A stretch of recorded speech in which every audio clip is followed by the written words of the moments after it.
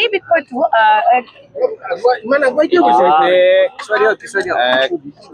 কাৰিকৰী অনুমোদন বা চৰকাৰী মাটি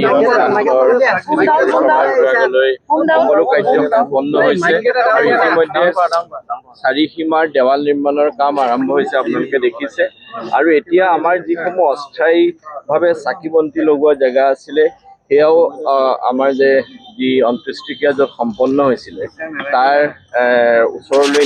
নিয়াৰ ব্যৱস্থা কৰা হৈছে আৰু ইতিমধ্যে প্ৰথমতেই যিটো অস্থায়ী গৃহ সাজি মানুহে নাম প্ৰসংগ আদি কাৰ্য সম্পাদন কৰিছিলে সেইটো আমি এটা অন্য স্থানলৈ এতিয়া স্থানান্তৰ কৰা হৈছে আৰু গতিকে এই গোটেইখিনি আপোনালোকে প্ৰতিচ্ছবি দেখিবলৈ পাব আমাৰ কাইলৈ পৰহিলৰ ভিতৰত গোটেই কামখিনি সম্পন্ন হ'ব। কিন্তু এটা প্ৰশ্ন উত্থাপন হৈছে সকলোৰে যে এয়া সাধাৰণ ব্যক্তি নাছিলে জুবিন গাৰ্গৰ ক্ষেত্ৰত গতিকে যথেষ্ট এটা লেখেমীয়া হৈছে এটা বৰষুণ দিওঁতেই পত্নীগৰাকী আহি যদি ইয়াত ত্ৰিপাল দিবলগীয়া হয় সেয়া দুৰ্ভাগ্যজনক নহয়নে কাৰণ সেয়া মই আকৌ কৈছো জুবিন গাৰ্গৰ ক্ষেত্ৰত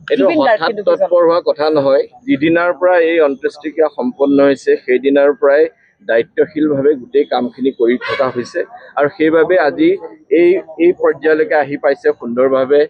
অন্ত্যেষ্টিক্ৰিয়াৰ যিখিনি স্থান সেইখিনি আপোনালোকে দেখিছে সুন্দৰভাৱে নিৰ্মিত হৈছে আৰু বাকীখিনি কামো আনুষংগিকভাৱে সম্পন্ন হৈ আছে আৰু হৈ যাব আৰু ইতিমধ্যে স্থায়ী কৰ্ম হিচাপে প্ৰথম পৰ্যায়ত যিটো চাৰিসীমাৰ দেৱাল নিৰ্মাণৰ কাম সেইটো ইতিমধ্যে আৰম্ভ হৈছে আৰু সেইটো অতি শীঘ্ৰে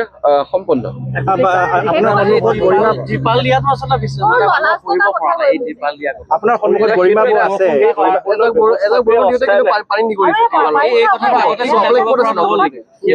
সেইটো সম্পূৰ্ণ অস্থায়ী ব্যৱস্থা আছিল আৰু কেতিয়াবা প্ৰকৃতিৰ সৈতে আমি কিছুমান কথা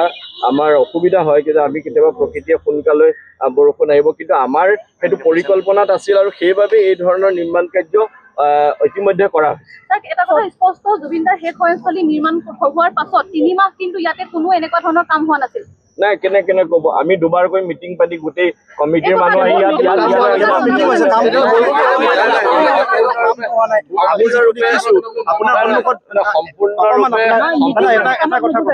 গৰিমাবুৰ সন্মুখত আছে বৌয়ে বাৰে বাৰে কৈছে যে যথেষ্ট লেহেমীয়া হৈছে কিন্তু আপুনি কৈ আছে লেহেমীয়া হোৱা নাই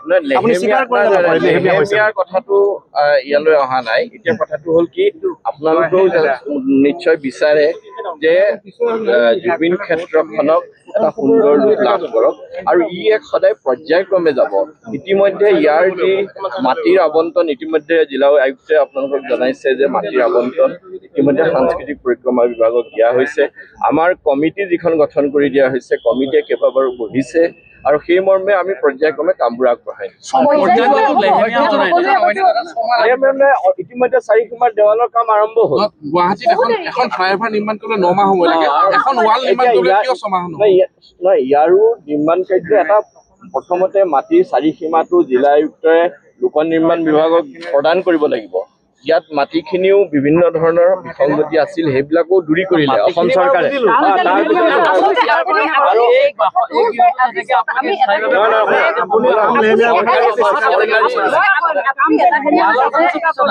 লেহেমীয়াৰ প্ৰশ্নটো কেতিয়া আহিব যদি কামটো একেবাৰে হোৱা নাই কামটো ইতিমধ্যে আৰম্ভ হৈছে জুবিন দাৰ প্ৰতি আমাৰ শ্ৰদ্ধা ভক্তি সন্মান আপোনালোকৰ যেনেকৈ আছে তাতকৈ অকণ বেছি থাকিলেও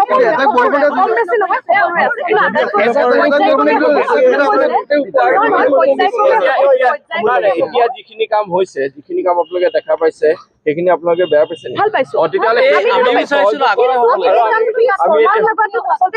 আমি পৰা প্ৰশ্ন নহয় ডাঙৰীয়া আমি এটা কথা ক'ব বিচাৰিম যে এই যিখিনি প্ৰশ্ন আমি আপোনালোকক কৰিছো আমাৰ নহয় জুবিন গাৰ্গৰ অনুৰাগীৰ প্ৰশ্ন পৰ্যায়ক্ৰমে এটা কাম হ'ব বা সময় লাগিব চৰকাৰে